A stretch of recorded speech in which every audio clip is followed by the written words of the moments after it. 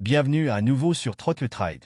Aujourd'hui, nous plongeons dans le monde des motos qui étaient véritablement en avance sur leur temps. Ces machines ont repoussé les limites de la technologie, du design et des performances, souvent avant que le monde ne soit prêt pour elles. Certaines sont devenues légendaires, tandis que d'autres sont tombées dans l'oubli. Allons-y. Numéro 1, Yamaha XZ550 Vision, 1982 à 1983. La Yamaha XZ550, connue sous le nom de The Vision aux États-Unis, est l'exemple parfait d'une moto avant-gardiste.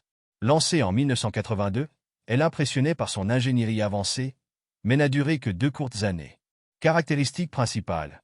Moteur, V-twin à 70 degrés de 551 cm3, refroidi par liquide. Puissance, 65 chevaux, 37 Nm de couple. Transmission, boîte de vitesse à 5 rapports, transmission par arbre. Design, bras oscillant monobras, plusieurs options de carénage pour la protection contre le vent. Malgré des améliorations en 1983, la XZ550 a eu du mal à rivaliser avec les motos japonaises universelles, UJMS, plus abordables. Souvent comparée au modèle de tourisme de BMW, son ingénierie inspirée de l'Europe lui a valu un prix élevé, contribuant à sa disparition prématurée. Numéro 2 BMW K1, 1988 à 1991. BMW, toujours à la pointe de l'innovation, a lancé la K1 comme une version plus sportive de la légendaire K100. Cependant, la limite de 100 chevaux imposée en Allemagne à l'époque a contraint BMW à compenser par une aérodynamique extrême. Caractéristiques principales. Moteur, 4 cylindres en ligne de 987 cm3, injection électronique. Puissance, 95 chevaux, États-Unis, 100 chevaux, Europe, 100 Nm de couple. Design, coefficient de traînée le plus bas de toutes les motos en 1988. Coloris, des schémas de couleurs audacieux et inhabituels, rappelant la palette de Burger King. Bien que ses performances aient été limitées, la K1 a été une pionnière du tourisme sportif aérodynamique et a préfiguré les designs futuristes des motos à grande vitesse. Malheureusement, elle était trop en avance sur son temps et n'a jamais connu de succès grand public. Numéro 3 Honda Transalp 6 Sense, 1987, aujourd'hui. Avant que les motos d'aventure ne deviennent populaires, Honda avait déjà posé les bases avec la Transalp 600. Alors que la BMW R80 GS dominait les rallyes, Honda s'est concentré sur le confort et la praticité pour les longs trajets. Caractéristiques principales.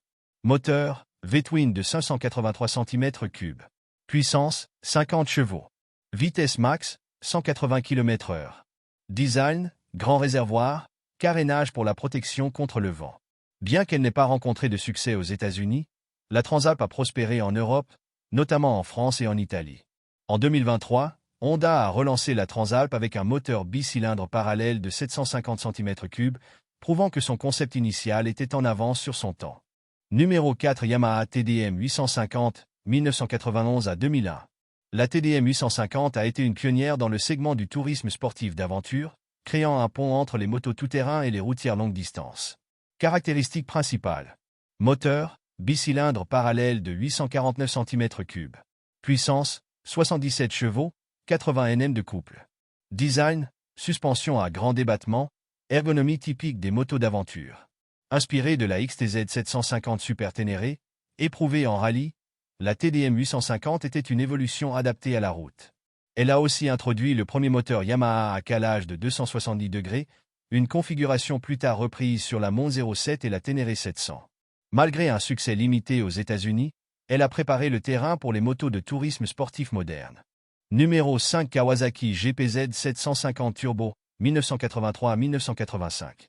Des décennies avant que la Ninja H2 ne popularise les motos suralimentées, Kawasaki expérimentait déjà avec la turbocompression sur la GPZ 750 Turbo.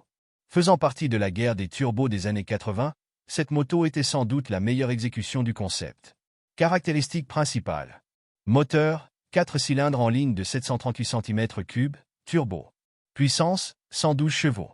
Technologie, injection électronique, boîte de vitesse renforcée, composants issus de la GPZ 1100. Bien que les motos turbo n'aient pas duré dans les années 80, Kawasaki a été le seul constructeur à réintroduire avec succès l'induction forcée des décennies plus tard avec la gamme H2. Numéro 6 Honda VF 750, 1983 à 1985. Les moteurs en V4 sont aujourd'hui synonymes de performances élevées, mais Honda a été l'un des premiers à les introduire sur les motos de route avec la VF 750. Caractéristiques principales. Moteur, V4 de 748 cm3.